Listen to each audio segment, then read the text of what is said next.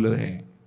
और तुम भी व्यर्थ का बकवाद मत करो, अपने समय को कीमती मान करके निरंतर प्रिया प्रीतम का नाम जप करो, उनके गुण लीला गाओ, उनकी सेवा में रहो। कभी प्रपंच की बातें, कभी प्रतिष्ठा का चिंतन, कभी नाना प्रकार के मान सम्मान का चिंतन, ये घुसने ना पावे हृदय में। बहुत सावधान रहना चाहिए साधक को। ऐसी बातें देखो मत, ऐसी बातें सुनो मत जिससे तुम्हारा हृदय उद्विग्न होकर प्रभु का चिंतन छोड़ दे। बंद करो अभी। अन्य लोगों के संग का त्याग कर दो, जो भगवत विमुख वार्ता करते हैं, संत निंदा करते हैं, दूसरों की निंदा करते हैं। कुछ हाथ नहीं लगता, ये लोग दुर्गति को प्राप्त होने वाले हैं। भक्तन निंदा अति बुरी भूल करे जिन कोय, किए सुकृत बहु जन्म के छिन में दारे खोए। पर निंदा के किए ते नहीं, आवत नहीं कछुआत, मूर्ख पर्वत पाप को ले चल अपने साथ।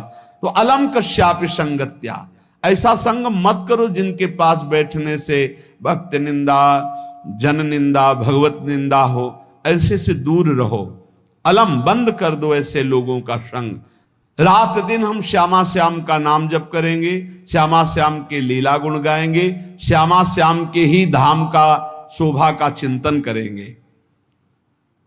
जब तुम अपना जीवन श्यामा श्याम के चरणों में न्यौछावर कर दोगे तो पूरा भार श्यामा श्याम ले लेंगे और तुम्हारे हृदय में मस्ती आ जाएगी।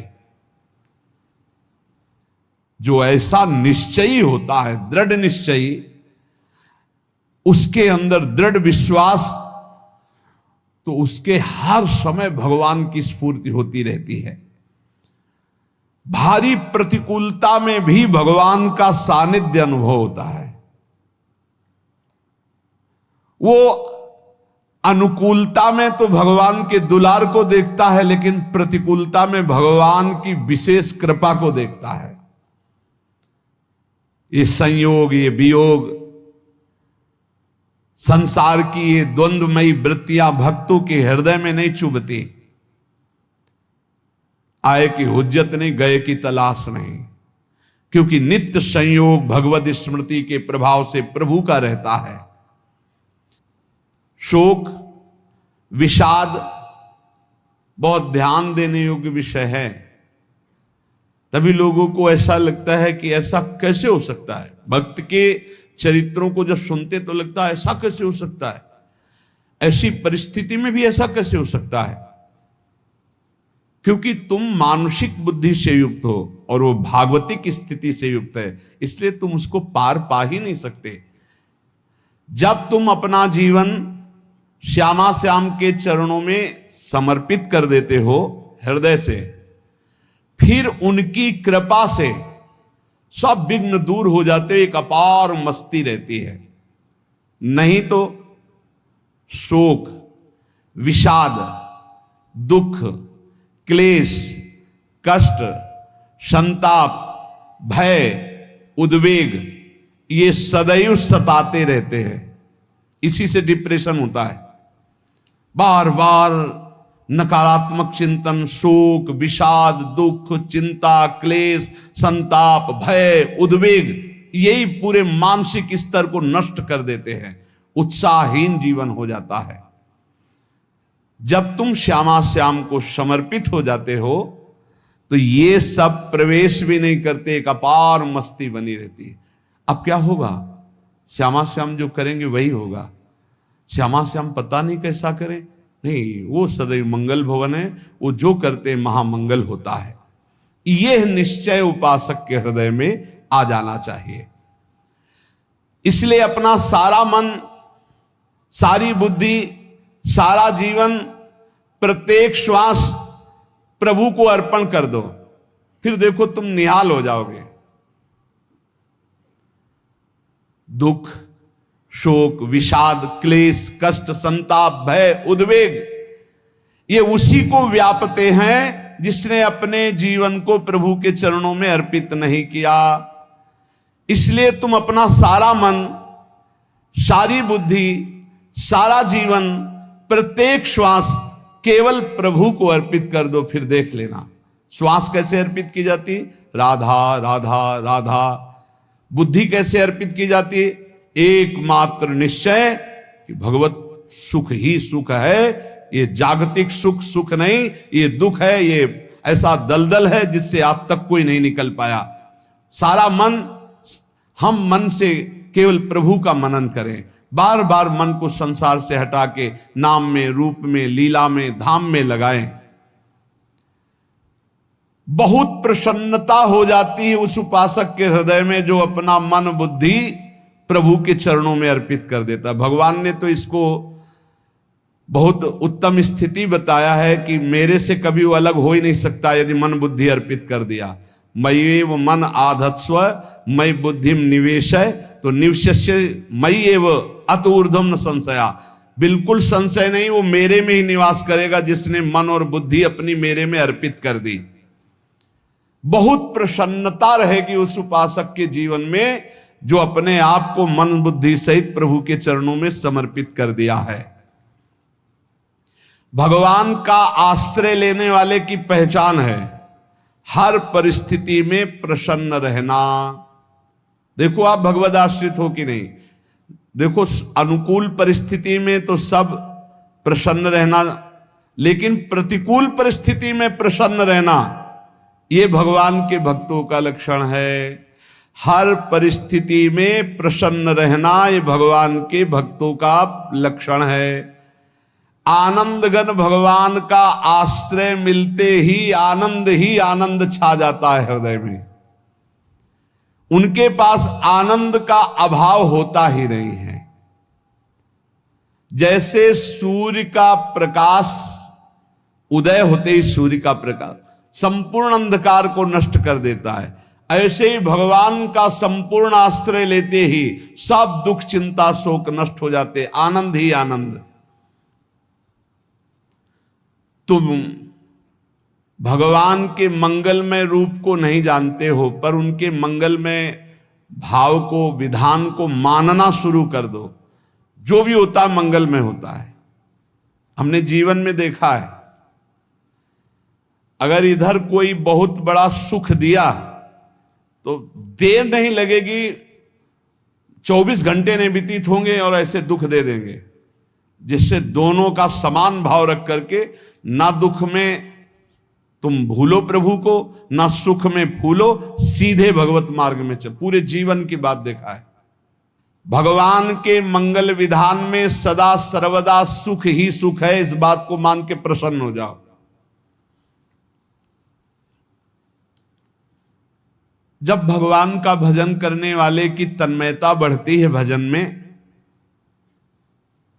तो द्वेषी जन अपने आप तैयार हो जाते हैं। भक्त कभी किसी से द्वेष नहीं करता, अपने आप वो द्रोह करने लगते। तो नरसिंह मेहता जी से बहुत गांव के कई लोग थे जो जलते थे, ऐसे जलते थे कि अब क्या करें, कैसे मिटा दे नरसिंह मेहता जी को।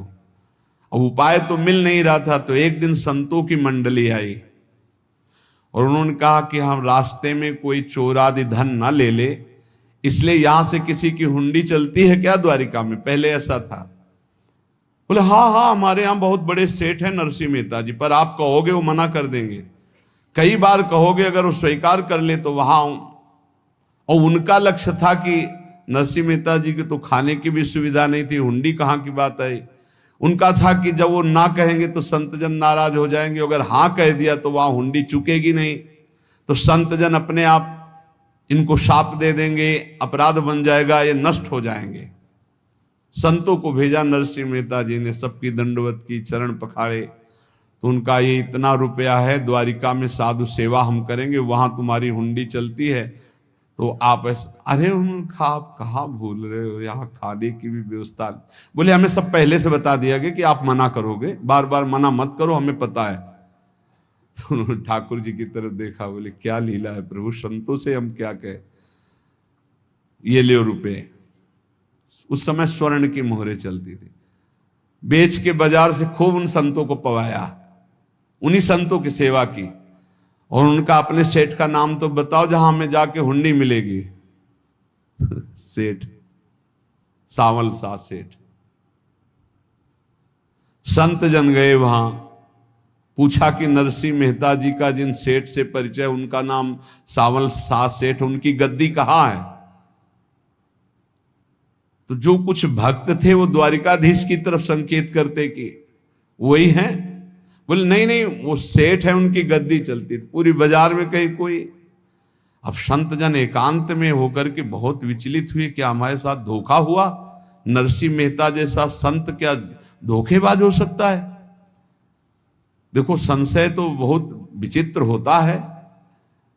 बड़े बड़ों को संशय हो जाता है। जब भगवती सती जी को संशय हो गया, राम जी को, हे खग हे मृग हे मधुकर श्रेणी, ऐसा पूछते हुए कि सच्चिदानंद कैसे हो सकते, तो किसी को हो सकता है, क्योंकि वो बुद्धि की अधिष्ठात्री देवी है। जो ही उनके मन में ऐसा आया कि क्या हमारे साथ धोखा हो रहा है, इतने में ही देखा जय हो सावल शाह सेठ की।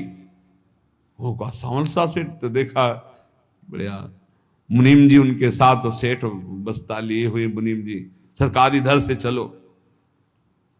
तो उनका सावल शाह सेठ आपका नाम है? संतों ने कहा। बोले हाँ। बोले नरसिंह जी? हाँ। बोले आपकी हुंडी आ गई है। हुंडी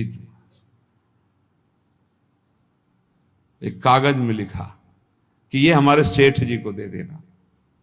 वैसे लोग मुझे माखन चोर कहते, कोई कुछ कहता, लेकिन आपने सेठ बना दिया। जब आपने सेठ बना ही दिया तो आप कभी परवाह मत करना तुम। और ये सेवक आपकी सेवा में सदैव तत्पर है। भगवान ने ऐसा लिखा।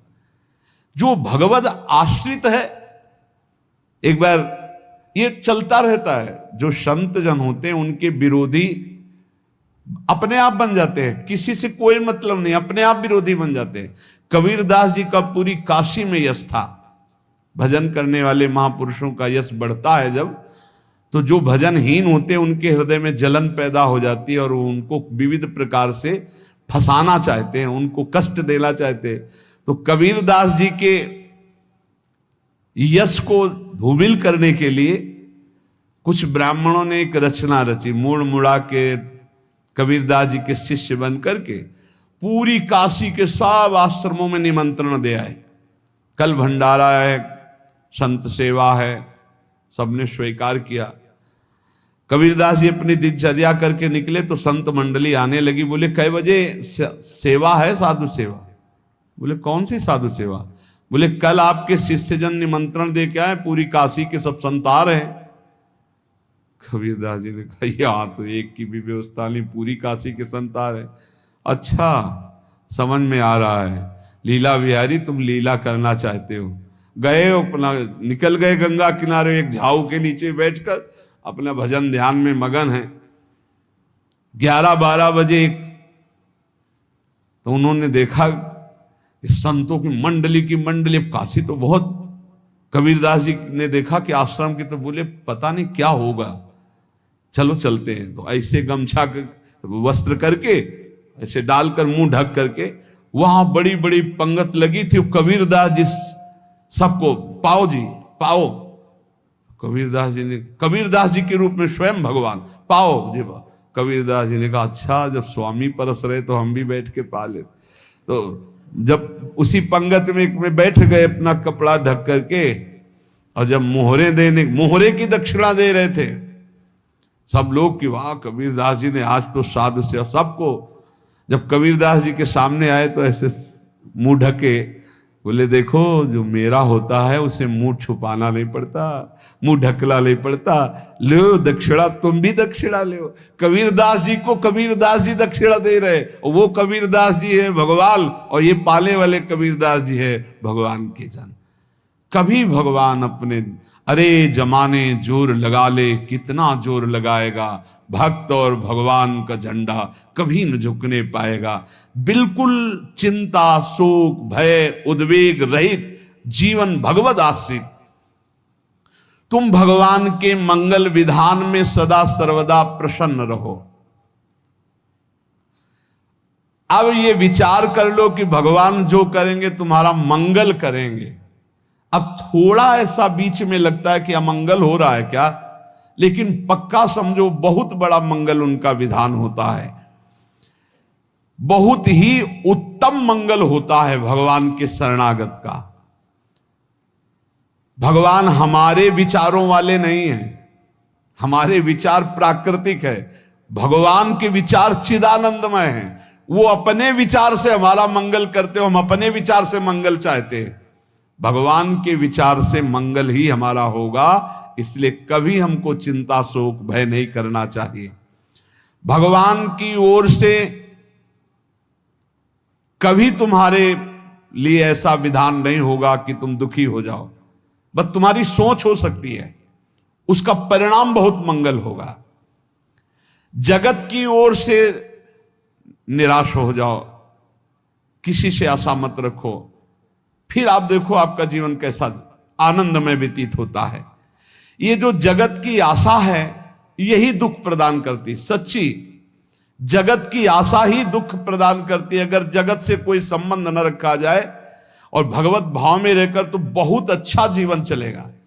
अपने कर्तव्य का पालन करो, परिवार को भगवत स्वरूप मानकर पोषण करो, किसी से कोई संबंध मत रखो, कोई आशा मत रखो, यही अध्यात्म सिखाता है। अपने आप भगवत स्वरूप, सबका व्यवहार मंगलमय और आपका जीवन मंगलमय।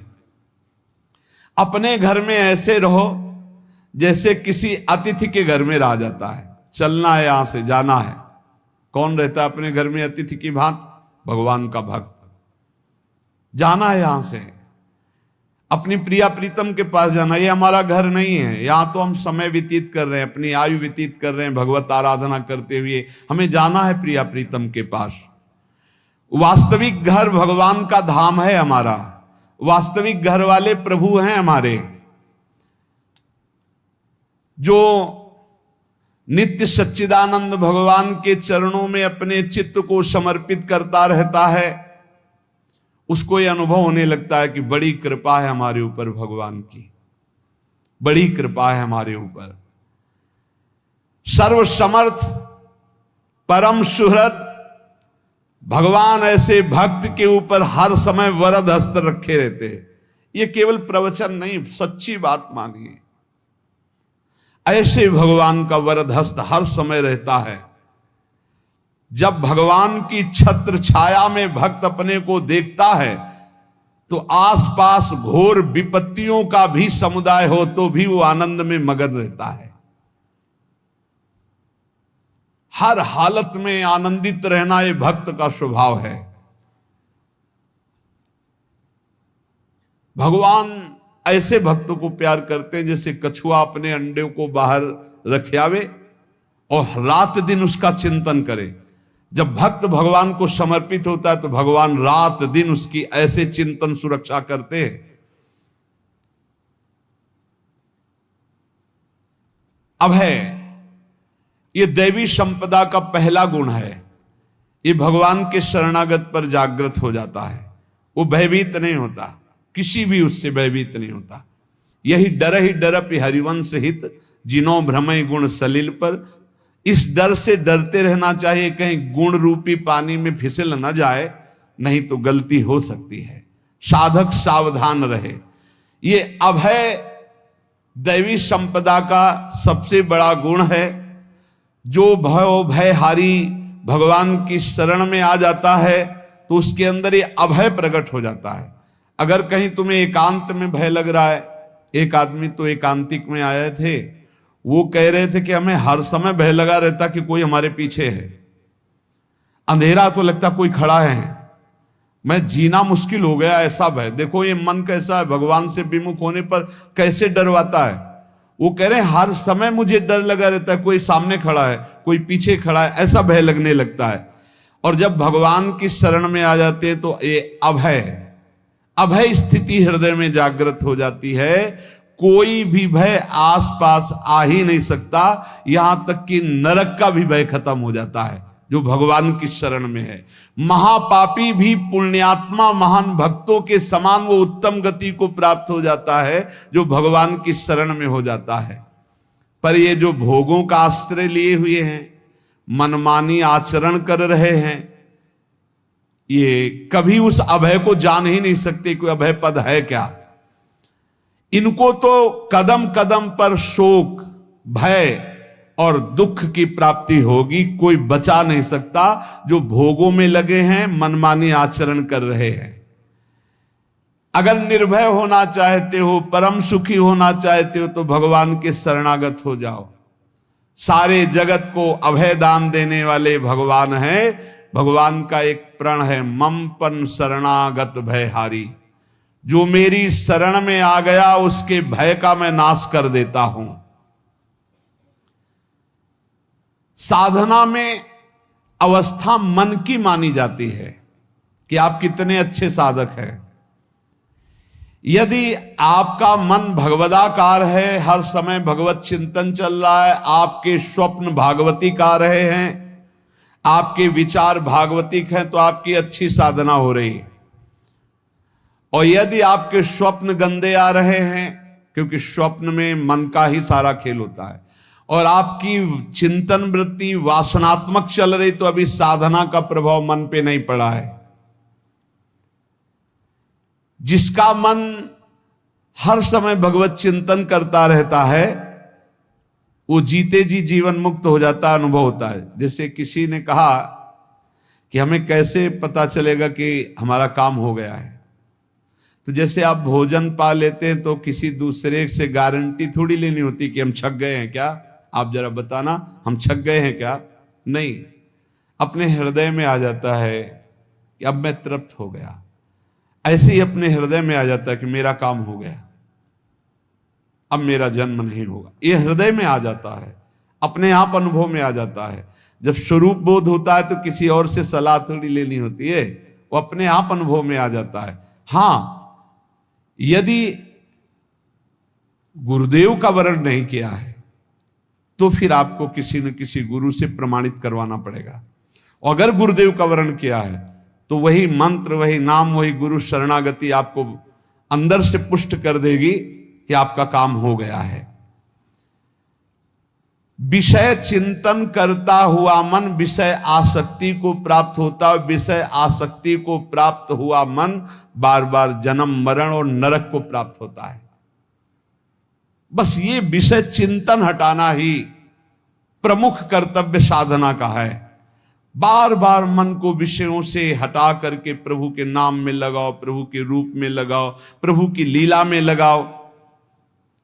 जहां भगवान प्रकट होते हैं वहां परमानंद की बाढ़ आती है। पर ये ध्यान रखें, गुलाब का फूल कांटों में खिलता है, उसकी सुगंध लेनी, फूल लेना है तो कांटों से बचाकर। ऐसे ही जब आप भगवत चिंतन के लिए चलेंगे तो आपका चिंतन चुराने के लिए माया विविध नाटक करेगी, कांटे फैलाएगी। कोई तुम्हारी निंदा करेगा, कोई अपमान करेगा, कोई उपहास करेगा, तुम्हारी अव्यवस्था हो सकती है, तुम्हारी परिस्थिति बहुत भयावह हो सकती है। इन परिस्थितियों में भी भगवत चिंतन का तार ना टूटने पावे तो आगे गुलाब का फूल है। जैसे कांटे से बचाकर गुलाब का फूल लेते हैं और भगवत अर्पित करके सौरभ का सुख लेते हैं, ऐसे ही भगवान के प्रेमानंद का अनुभव करने के लिए संसार के कांटों से बचना होगा। और खिलेगा यही फूल संसार में ही, मनुष्य देह में, और योनियों में नहीं। भगवत प्राप्ति स्वर्ग में नहीं होगी, इसी मृत्यु लोक में होगी। पहले मन नहीं लगता भगवत चिंतन में, भगवत चिंतन जबरदस्ती करना पड़ता है। भगवत चिंतन जे ही प्रारंभ करोगे ते ही बहुत बाढ़ आ जाएगी पाप चिंतन की। ध्यान दीजिए, बहुत लोग प्रश्न करते रहते हैं कि हम जब भजन में बैठते हैं तो बहुत गंदी बातें आती, मन बड़ा चंचल होता है, भाग जाता है। ऐसा प्रारंभ में जब कोई भगवत चिंतन प्रारंभ करता है तो उसका मन विषयों में भागता है, गंदी बातों में भागता है। अब लोग कहते पहले तो हमारा चिंतन बढ़िया होता था, अब चिंतन नहीं होता। तो कोई सिद्ध पुरुष थोड़ी हो गए, तुम्हें जबरदस्ती चिंतन करना होगा। जगत के प्राणी में जहां मन जाए तो इसमें भी भगवान, पदार्थ में मन जाए तो उसमें भी भगवान, जहां जहां मन जाए वहां वहां भगवान देखो, या मन को हटाकर नाम मंत्र में लगाओ। ऐसे भगवत स्मृति जागृत की जाती है, बार बार प्रयास करना होता है। कई लोग ये प्रश्न करते हैं कि हमसे बड़े पाप हो गए तो क्या हमें भगवान की प्राप्ति हो जाएगी? तो यहां कह रहे हैं भगवान किसी के पूर्व जीवन को नहीं देखते हैं, वर्तमान के भजन को देखते हैं। पकड़ो इस बात को। अगर वर्तमान में आज आप सुधर गए हो, नाम जप कर रहे हो, तो आप भक्त हो। ये गीता जी में भगवान ने कहा, अपिचेत सुदुराचारो भजते माम अनन्य भाग साधुरेव समंतव्या सम्यक व्यवसिता। ऐसा बहुत दुराचारी पहले रहा है, बाद में उसके मन में आ गया कि भगवान के सिवा हमारा कोई कल्याण करने वाला नहीं, हमारा कोई नहीं, तो भगवान कहते हैं मैं उसे साधु ही मानता हूं, उसे साधु बना देता हूं। भगवान किसी के पूर्व जीवन को नहीं देखते, बहुत बढ़िया बात है। कल तक हम क्या करते रहे भगवान नहीं देखते, आज क्या कर रहे हो ये देखते हैं। यदि आज आप भजन में लग गए हो, अच्छे आचरण कर रहे हो, तो आपको भगवत प्राप्ति हो जाएगी। भगवान ये नहीं देखते कि पूर्व में पुण्यात्मा रहा है कि पापात्मा रहा है। भगवान वर्तमान में देखते कि मेरा भजन कर रहा है, बस इसी से कल्याण कर देते हैं। पकड़ो इस बात को, तो कभी प्रश्न नहीं उठेगा कि क्या हमको भी भगवत प्राप्ति हो सकती है क्या। हमारा मन यदि श्री भगवान को चाहने लगे तो श्री भगवान हमारे मन में ही आकर बस जाएंगे। भगवान की रूप माधुरी में मन डूबने लगेगा। यथार्थ सत्य, जो भगवान से थोड़ा भी प्यार करने लगे हैं, उनके हृदय में भगवान की उनकी भावना के अनुसार झलक आने लगी है। हृदय में प्रभु के आते ही अनंत जन्मों के संस्कारों का नाश हो जाता है। इसलिए तुम अपने पहले वाले घृणित जीवन को याद भी मत करो और उसको सोचकर जरा निराश भी मत हो। अमावस्या में घोर अंधकार रहता है, पर प्रातः काल में अंधकार नष्ट हो जाता है। ऐसे ही नाम का उच्चारण करते ही तुम्हारे जितने पाप अंधकार हो सब नष्ट हो जाएंगे। तुम चाहो कि एक क्षण भी प्रभु को ना भूलो। अब वर्तमान में ऐसी स्थिति बनाओ। जो प्रभु को नहीं भूलने की चाह करता है कि मुझे ऐसी स्थिति प्राप्त हो कि मैं कभी प्रभु को ना भूलूं, तो सच्ची मानो और कोई बात भगवान सुने ना सुने, ये बात जल्दी सुन लेते हैं। भजन की मांग करो तो बहुत जल्दी भगवान पूर्ण करते हो। भजन जिसका चलने लगा तो फिर लोकांतर के सारी रिद्धियां सिद्धियां सुख वैभव तो उसके चरणों में लौटते हैं। जब हम प्रभु से प्रभु का स्मरण न मांगकर भोग मांगते हैं, तभी हमारा भजन रुक जाता है, भजन नहीं चल पाता। यदि हम प्रभु से केवल भजन मांगे तो विश्वास करो ब्याज में सब हो जाएगा। मूल भजन तो आपका बचेगा ही, ब्याज में लोकांतर के भोग आपके चरणों में लुटते घूमेंगे। आप भजन करके तो देखो। अरे घिघियाने की जरूरत नहीं, किसी से मांगने की जरूरत नहीं, भजन करके देखो, सब ठीक हो जाएगा, सब अपने आप बन जाएगा। हम बहुत बड़ी भूल कर देते हैं कि थोड़ा भजन करके प्रभु से कुछ सांसारिक वस्तुएं, स्थितियां, परिस्थितियां बदलने की मांग कर लेते हैं, जिससे भजन छूट जाता है। प्रभु की स्मृति इतनी महान है कि जिन्होंने बैर भाव से प्रभु का स्मरण किया उनको भगवान की प्राप्ति हो गई। जैसे कंस आदि भगवान से बैर ही तो रखते थे, लेकिन भगवान की स्मृति रहती थी। स्मृति ने उनको भगवत प्राप्ति करा दी। स्मृति में महान सुख है, पर वो जब भक्ति रस से युक्त स्मृति होती तब माधुर्य रस, प्रेम रस का अनुभव होता है। कल्याण तो वैर भाव से स्मरण करने वालों को भी प्राप्त हो गया। यदि आप भक्त हो और ये चाहते हो कि आपकी भागवती की स्थिति बहुत जोर की हो, तो हम आपसे प्रार्थना करते हैं कि रोज प्रभु से एक ही बात मांगिए, मुझे अखंड स्मृति दीजिए।